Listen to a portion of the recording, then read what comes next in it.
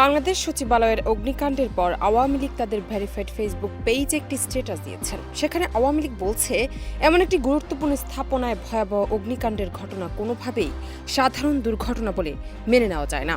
বিশেষ করে যখন ঘটনাটি ৭ নম্বর ভবনে ঘটে, সেখানে 2 ছাত্র উপদেষ্টাদের অফিস এবং গুরুত্বপূর্ণ নথিপত্র সংরক্ষিত ছিল। গোলসেন্স গ্রুপের হোটেলে বিনিয়োগ করে সুদমুক্ত হালাল আয়ের সাথে বিলাসী জীবনের বিরাট সুযোগ। বিনিয়োগ একবার, রিটার্ন বারবার।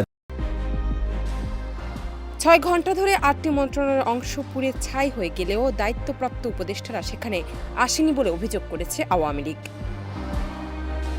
পরে আরেক ফেসবুক পোস্টে আওয়ামী লীগ দাবি করছে, পরিকল্পনা করেই সচিবালয়ে আগুন দেওয়া হয়েছে। যদিও ঘটনাস্থল পরিদর্শন করেন যুব ক্রীড়া, ডাক, টেলিযোগাযোগ, গণপূর্ত, সমাজ কল্যাণ, স্বরাষ্ট্র সহ বেশ কয়েকটি মন্ত্রণালয়ের উপদেষ্টারা। পরিদর্শনকালে সচিবালয়ে দায়িত্বরত কর্মকর্তাদের সঙ্গে কথা বলেন তারা।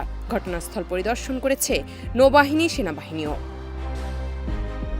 ২৫ ডিসেম্বর রাত ১টা ৫২ সচিবালয়ে আগুন লাগার খবর পায় ফায়ার সার্ভিস। তাৎক্ষণিকভাবে আগুন লাগার কারণ বা ক্ষতির পরিমাণ জানা সম্ভব হয়নি। তবে ৭ নম্বর ভবনে থাকা নথিপত্র পুড়ে ক্ষতিগ্রস্ত হয়ে থাকতে পারে বলে গভীরভাবে ধারণা করা হচ্ছে।